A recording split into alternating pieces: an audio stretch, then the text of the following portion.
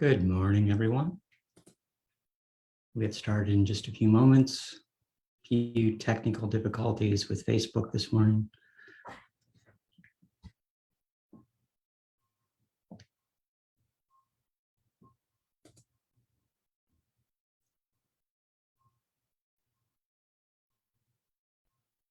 Just be a moment before we get started.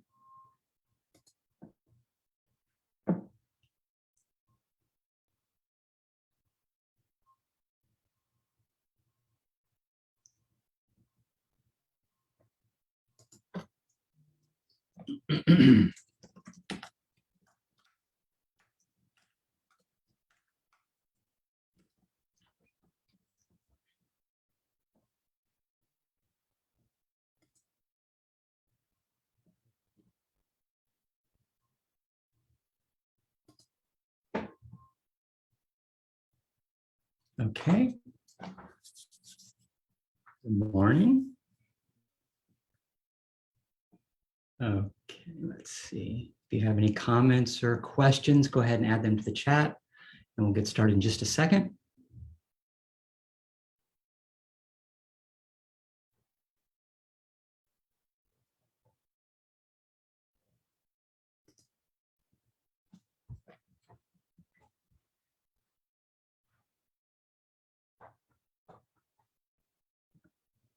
Okay. Good morning. Welcome to my virtual weekly office hours. This week's background mural is another one of, I'll say, hidden Sunnyvale mural. This one is actually in Off the Rails Brew Pub, the old Stoddard's downtown. But this is Off the Rails on Murphy Avenue. And this is actually a pretty unique mural. So not as only is it colorful, but all the bumps there are bottle caps. So yeah, so if you take a look, if you get a chance, drop in to Off the Rails. I was there, it's summertime, so I'm meeting people, and I was there earlier last week, grabbing happy hour with some friends, and realized that I hadn't taken a photo of this mural for a while. So if you get a chance, definitely go take a look. I'm always happy to see, there's murals outside and hidden away inside. And from a city standpoint, we're trying to do as much as we can to add art throughout the community. And I think that really makes for a more vibrant, more interesting city overall. Happy to promote that. Let's go ahead and get started. Good morning. I'm Sunnyvale Mayor Larry Klein. Thank you for joining me again this week.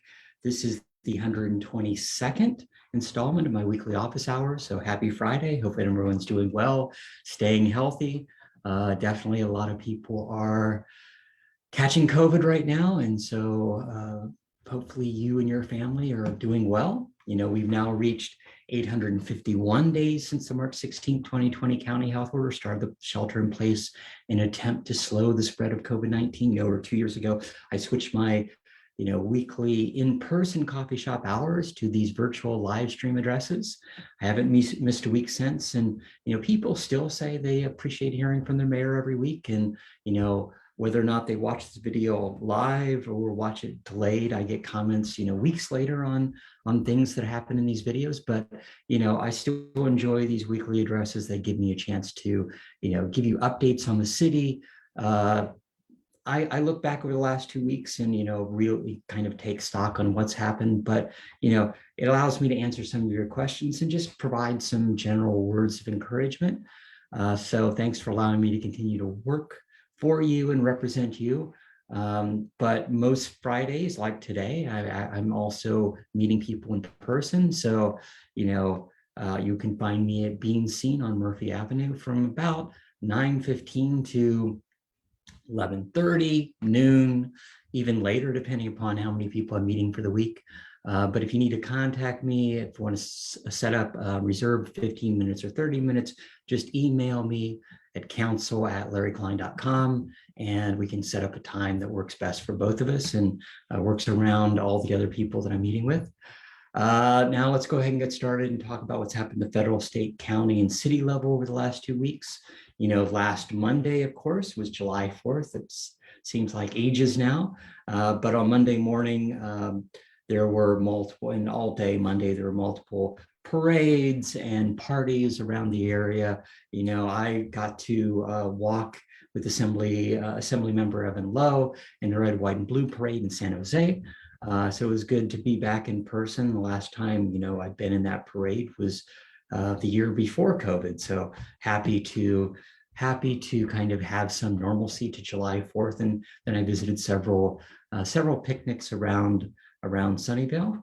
And then last Tuesday, the fences came down around the new 6.5 acre park at the old AMD campus. And so the grand opening of that will be at the end of this month. But, I've already visited multiple times, and I've heard from lots of people now that it's open that have been able to visit it with their kids, with their families, with their dogs. It's amazing to see how the developer integrated all the new park amongst all the redwoods that were there from the old AMD campus. So it feels like it's been there for a while to some degree, although, all the park equipment's brand new, and, from that standpoint, it looks good. Lots of great features, lots of all access playground features, all ability playground features. There's, of course, a large dog park and a small dog park. There's table tennis, an outdoor table tennis table, and there's picnic areas and exercise equipment. So it's actually a great addition to Sunnyvale, and we'll be having that grand opening at the end of the month. And then last Wednesday evening, the summer music series kicked off with first call, and so that happens Wednesday night. So that's rock and blues, and more. It's pretty interesting, eclectic mixture of music on Wednesday nights, and it goes from 6 p.m. to about 8:30 p.m. And that happens all the Wednesdays through July and August.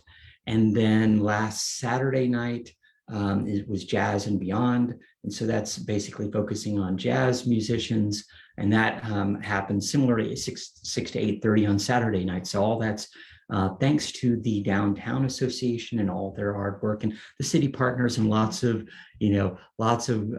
different companies partner. I think Google sponsored the tent and the stage, but there's lots of different partners as far as that's concerned. And I think it's great to see people back in person. A lot of happy people on Murphy Avenue. And then last Thursday, Sunnyvale Public Works staff, as well as myself, met up with Congressman Ro Khanna, to discuss Sunnyvale's future Stevens Creek Trail segment.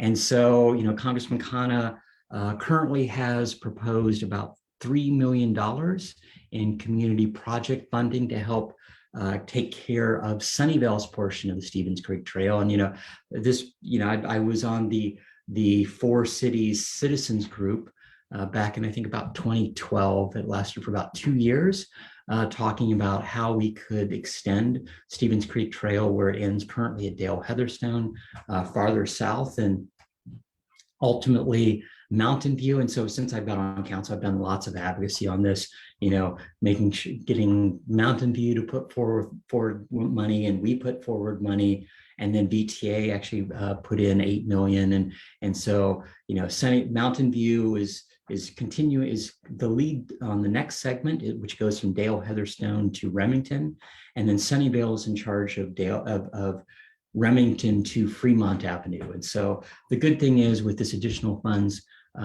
we will be doing the designs at the same time, but most importantly, we'll do the implementation of that full segment, working with Mountain View and our segment all at the same time. So looking forward to that. Ultimately, when that opens, that's about 23 acres. That's next to the sound wall, the 85 sound wall that the people currently don't have access to. And if you look at the rest of the Stevens Creek Trail, it is amazing how they've made it public, accessible, but they also improved the riparian wilderness along the trail, along Mountain View going north. So looking forward to that. But it was good to walk around an area that I haven't seen for about 10 years. The the gates are closed right there at Remington, currently a dead end. And ultimately, this funding, and this will be approved in the 2023 budget at some point, will be a game changer as far as accessibility. And, so many people like to use the trail. And then as far as this week, on Monday morning, Urban Plates opened. They had their grand opening. That's on McKinley, right near Matilda. It's in the City Line Sunnyvale project. And I've had several meals there already. And it's actually a good mixture. It's very locally sourced food that they focus on. And, I have friends in San Diego, and that's where Urban Plate started, in Del Mar, and they just rave about it. And I do think it's fairly well-priced food from that standpoint, but it's also a good mix of vegetarian, vegan, pescatarian, or if you're a carnivore, there's lots of, there's burgers and I've had the chicken sandwich several times, and, lots of good fries and salads, so lots of things as far as that's concerned. And it's good about listing, allergies and things of that nature. So I'll be posting about that later, but happy to see another restaurant here open here in Sunnyvale. And then on Monday night, the county vector control ended up spraying Sunnyvale, parts of Sunnyvale and Santa Clara. And this was centered right around Ajax Way and Joshua Way. That's right near Evelyn and Wolf Road. And it was kind of an area bordered by, on the north is kind of Maud and Stewart. On the south, it's kind of just north of Fremont Avenue. And then let's see, on the west, it was Matilda. And then on the east, it was Lawrence Expressway. So that's the general space as far as that's concerned. And hopefully that will reduce the chance of having mosquitoes in that area, will reduce the number of, abate the number of mosquitoes, as well as reduce the chance of West Nile virus. So hopefully that works out. And, it's, definitely what people can do to prevent any standing water, which actually creates mosquitoes, is in everyone's best interest. And then on Tuesday night this week, council met, and we received, there's several things on the agenda, but one of the things that we received was the polling results of the real property transfer tax. And then we provided direction to staff on next steps for a possible ballot measure in November. And so right now, whenever a property is sold, whenever there's a deed transfer, and that's the whole thing of a transfer, there's a $1.10 per $1,000 that half goes to the county, half goes to the city. So 55 cents goes to the city for every property sale or property transfer in the city. And what the ballot measure proposal is, and what council gave direction to move forward on, is to do $7.50 per $1,000 for sales over 4 million. Initially, we'd polled over 3 million, and it was just about 50%, 51% approved of that ballot measure. And the big thing is it's a general fund ballot measure. So it's not earmarked for anything specific, but on an estimate, that would bring about $7 million to the city. So from that standpoint, 5 to 7 or maybe more. But from that standpoint, because of that low threshold, and we heard from some residents, a lot of real estate people on this would be hitting people's equity when seniors are trying to sell their homes and move out of the area. And definitely there was some question about that, as far as what that cost would have been. $7.50 per $1,000 would have been about $22,000 on a $3 million home. But with that raising it to $4 million as the low threshold, and then also specifying that staff should come back with a potential index so that increases as property values continue to increase in the city. that would set the floor at 4 million, which would be about 30K as for $4 million. It's the same $7.50 per thousand per $1,000 of property sale value. So I think, I think it's good from that standpoint, from a property transfer tax standpoint, they're definitely the new owner will pay a certain amount of new property taxes based upon whatever they bought the home for. But this is conceivably it's a tax that's already there. We were only doing $1.10 for our city, but Palo Alto, Mountain View, San Jose has a very high tiered version of that. We thought the flat rate, although I think the tiered version would have brought in more money, I think the flat rate is a lot easier for people to understand at the end of the day. And this conceivably funds lots of different things in the city. Ultimately, you look at it from that standpoint, it could fund, some of the issues dealing with the unhoused. It could deal with bike infrastructure projects. It could deal with, help funding ADUs and additional housing. So there's lots of different, and lots of unfunded projects, whether or not that's, curb cuts in the sidewalks or, other, small to mid-sized projects that this funding could go to. And so definitely additional $5 to $7 million or more a year makes a big difference when you're starting to look at the long-term operation of the city. So we're always looking for additional, funding sources, and this was seen as a possibility. Hopefully this will, we'll get next month or later this month, we'll get the final ballot wording and we'll go from there. The other thing is we reconsidered selection of the name for the new city park at the AMD campus. And so we'd chosen previously Shell Mound Park. In talking to the Muwekma Ohlone tribe, the Shell Mound is not is basically, it wasn't a shell mound. It was more of a mortuary area. And so, it would have been calling it like Cemetery Park. And so from that standpoint, I think it was important to update that and, change that name. I totally understand. We'd reached out to them prior to the naming and hadn't heard anything.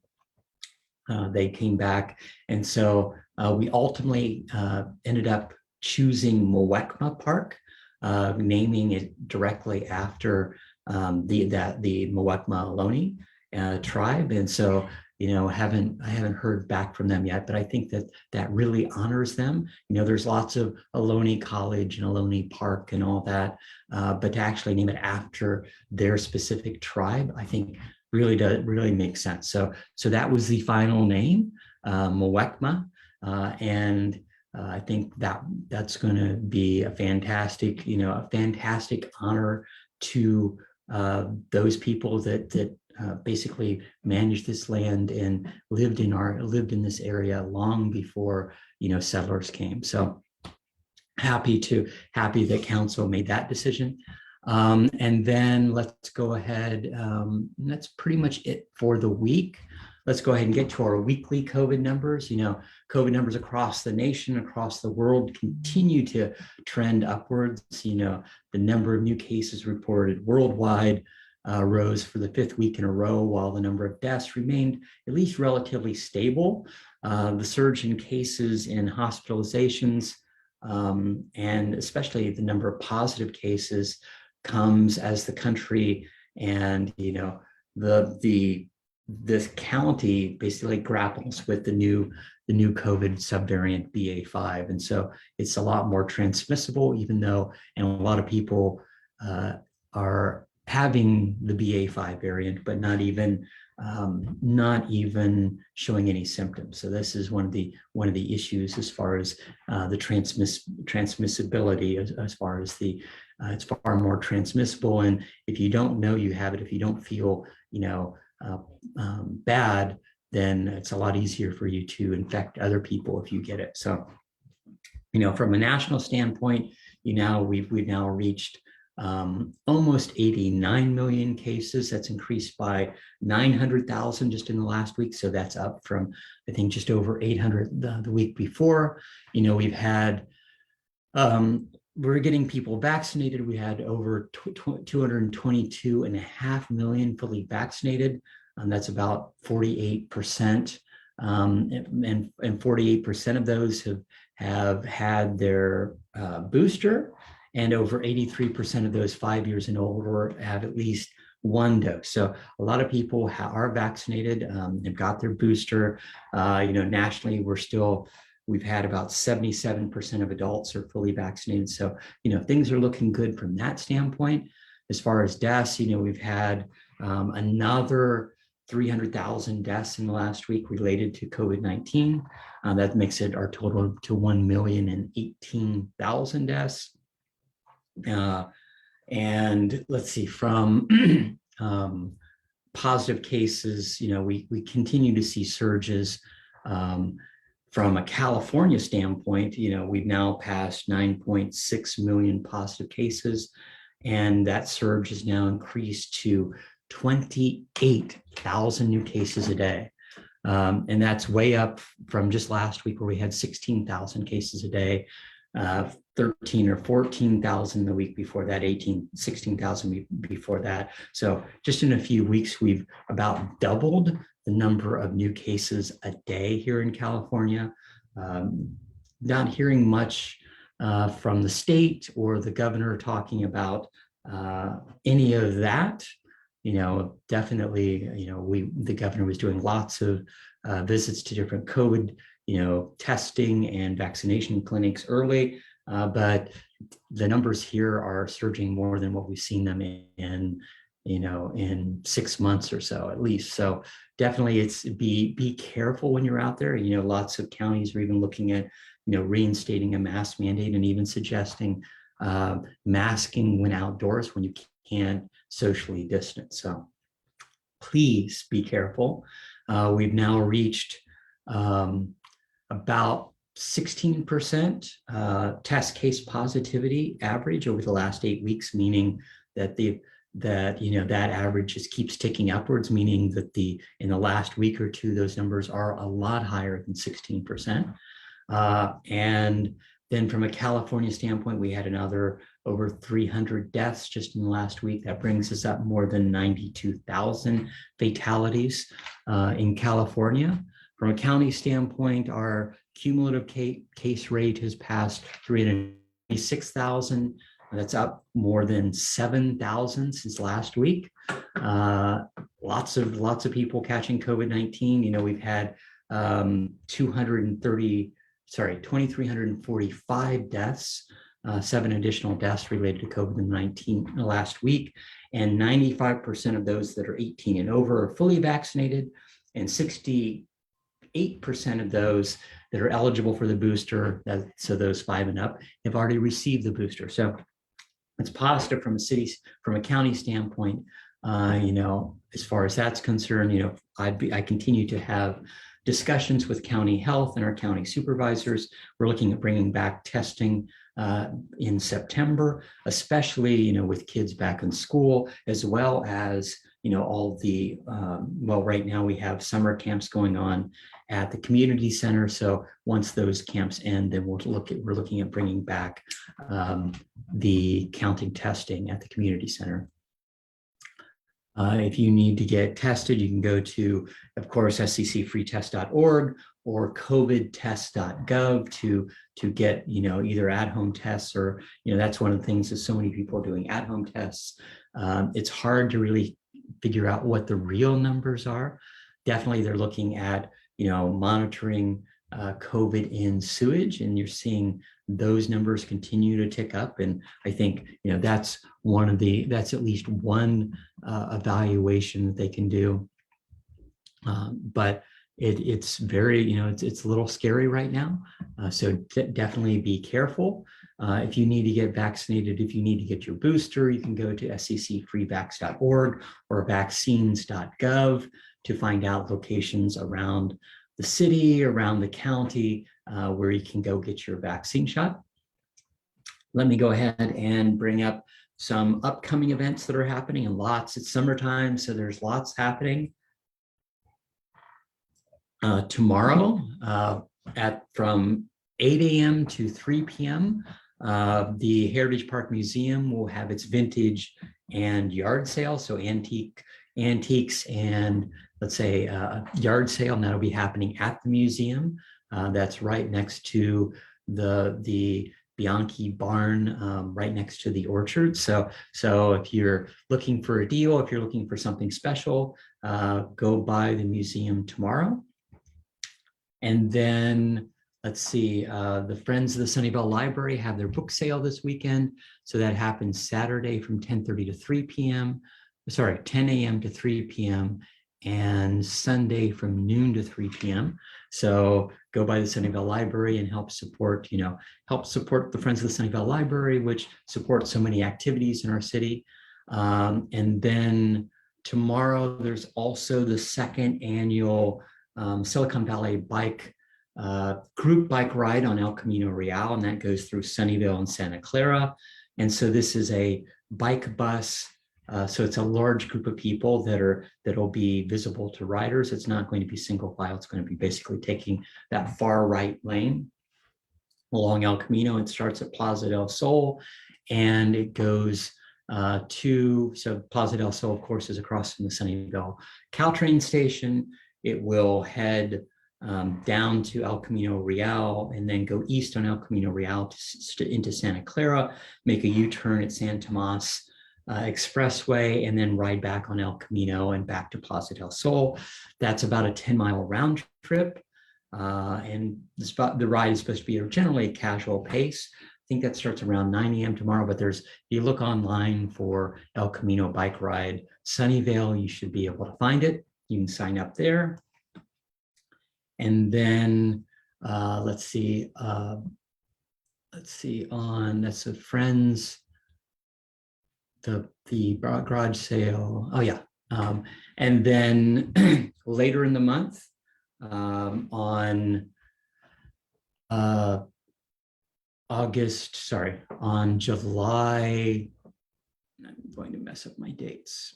On Wednesday, July 27th, is the grand opening for the brand new park. So, the park is already there, but there's going to be the grand opening on July 27th for the new park at the old AMD campus. And so there will be, speeches. I met up with the poet laureate for Santa Clara County last week at my office hours, and he'll be speaking. We're looking to have the Aloni have basically a discussion and one of their leaders speak.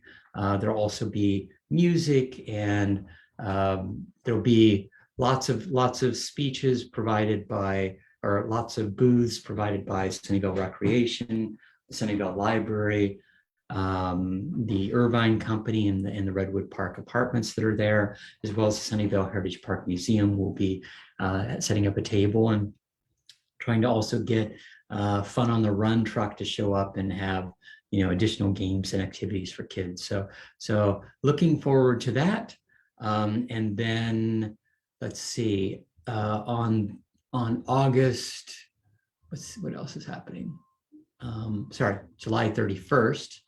So on Sunday, July 31st, the Quarter Note Bar and Grill will hold its 22nd annual benefit for the Canine Search and Rescue. So I've been going to that for multiple years now. It happens on Sunday, July 31st from 1 p.m. to 6 p.m. And there's barbecue, there's auctions, there's live music, there's a car show. And the best part, of course, is you get to meet all the canines in search and rescue. So, and most of these are, residents that have basically had their pets trained for search and rescue and help out when the county needs assistance. So, it's actually good from that standpoint. And then lastly, on Tuesday, August 2nd, is National Night Out. And so National Night Out is a national event that happens on the first Tuesday of August. And it's when residents get together to have block parties. It's getting to know your neighbors. So if you're interested, definitely talk to your neighbors and try to get something started.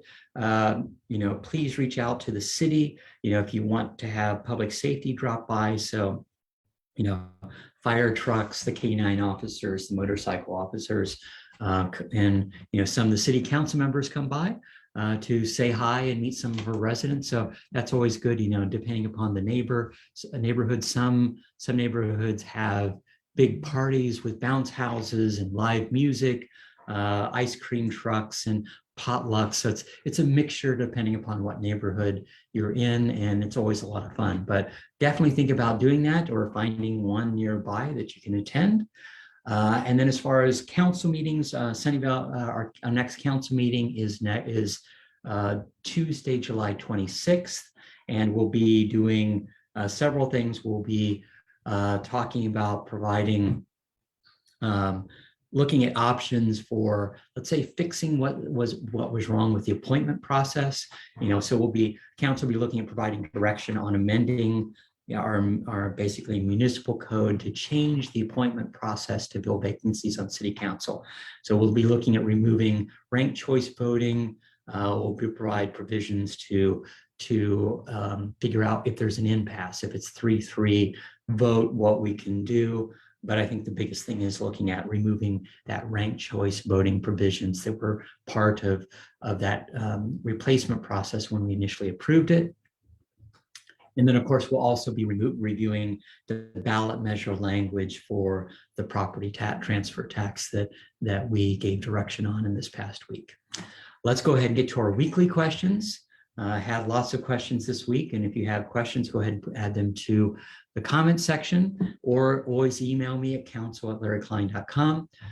Pete asked, what is the plan for Stevens Creek Trail once it reaches Fremont? So once it reaches Fremont Avenue, and we still have to decide whether or not it goes to the east side and comes out on the east side of 85 Expressway, or on the west side, so it goes underneath 85 and pops up on the far side. So that's part of this final design. Both of those were options, and now that we're doing the final design, it's figuring out which one, what the cost is and what's the feasibility of both of those are. Past Fremont, there aren't any specific paths. That was one of the issues, is if you continue falling down the creek, as opposed to the 23 acres that are open right now, that are next to the 85 sound wall, Stevens Creek Trail then becomes, Stevens Creek then becomes kind of the dividing line between people's backyards as you go farther south. So the only way we would have been able to do a trail would have been able to do eminent domain.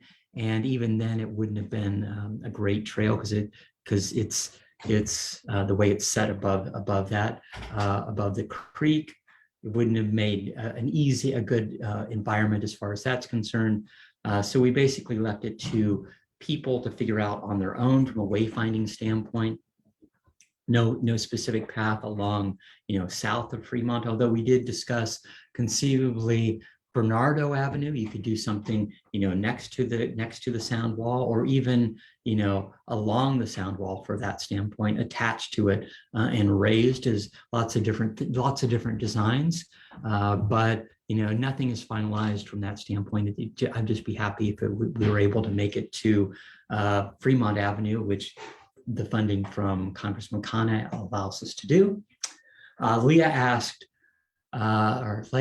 is there anything that could be done regarding the current exit of Stevens Creek Trail at Dale Heatherstone?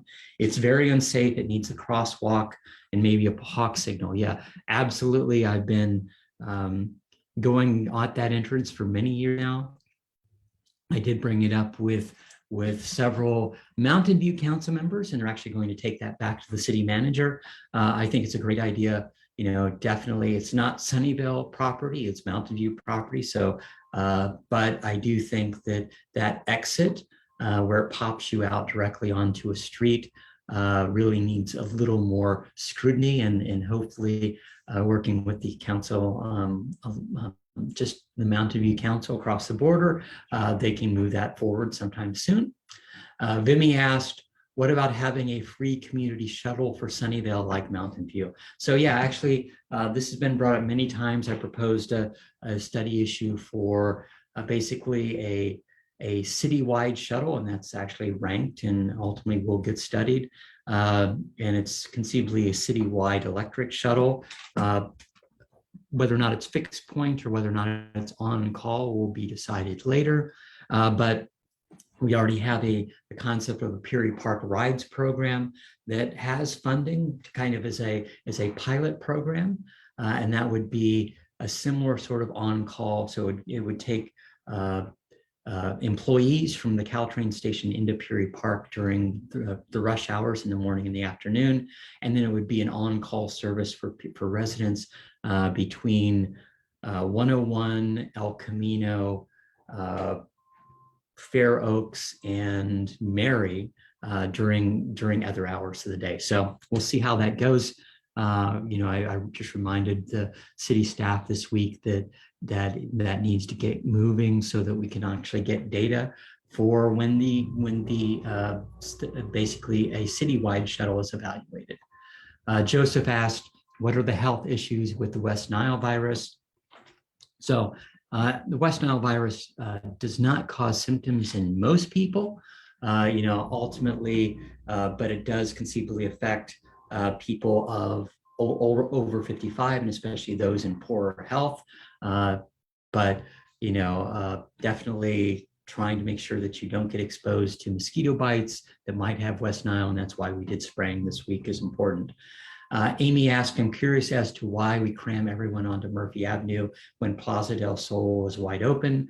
It's mainly because the Sunnyvale Downtown Association is the main operator and manages all the summer music series as well as the Jazz and Beyond Saturday night efforts.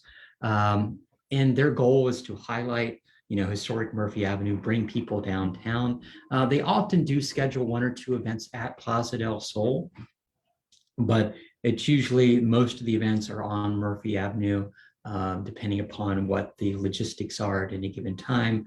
But I think it really helps highlight Murphy Avenue and gets people to come downtown, have dinner, have a drink right there, and see how lively Murphy Avenue could be. I was there this week for Groove Foundation, and it was lots of people up and dancing and enjoying themselves, so it was good from that standpoint. Alejandra asked, what should we be doing to prevent mosquitoes? The biggest thing is you need to prevent standing water in our community wherever you see it, because that's where mosquitoes end up breeding. And so if you see, standing water and people overwatering that causes that standing water, definitely, report it to Valley Water, and that's one of the best things you can do. And so you can go to valleywater.org and you can see how to report basically water waste in the community. Let's see. Multiple people asked, why are there tents being allowed at Lakewood Park? The problem is growing. If you can't move them out, why not at least move them out of the picnic area? So, officially we can't move any of the unhoused unless we have transitional or permanent housing to move them to. We were currently, have a contract with Home First to go out into these encampments and, work with them to establish relationships and encourage them to get, participate in county programs in obtaining services. So we work with them, Home First works with them to get them evaluations on getting them placed into county, county shelters or county transitional housing. Santa Clara County is really in control of all the transitional housing and shelters. Definitely, Supervisor Lee's team is aware of this, and the county does have lots of resources focused on health services and housing for those that are unhoused. The Sunnyvale shelter has about 175 beds, but those are people from all over the county. I wish they were prioritized for Sunnyvale unhoused, but that is not the case. I'm hoping that's one of the things that we could deal with the property transfer tax. Conceivably, that helps us reserve some additional county beds as far as that's concerned. and get people into those facilities. And I think that's having additional funds, and conceivably it gives the county additional funds. So hopefully that property transfer tax will pass. Kim asked, I've been on the city list, Sunnyvale city list, to remove my horrible liquid amber tree for 3 years. Program has not been funded due to COVID. It's a horrible, messy tree. The prickly balls are a hazard to pedestrians and bicycles. The roots have taken up my entire front yard. It's been disheartening to see so much money allocated despite COVID for new parks and city construction, but nothing directly to assist citizens in need. So, Kim, I totally understand your concerns. We have a liquid amber liquid amber tree in front of our home, and there is a liquid amber replacement program. Because of COVID, we ended up stopping that program and putting that program on pause.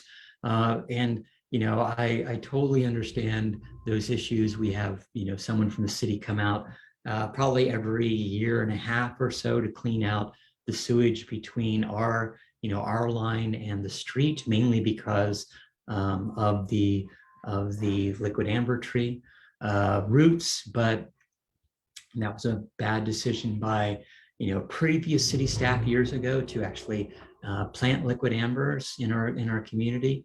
But this is one of the things you look at from the city budget, we'll probably reinstate that program next year, but a property transfer tax would be something that we could help start funding some of this at the end of the day. And then it's making sure that whatever tree you place there also gets appropriate watering. So lots of things as far as that's concerned.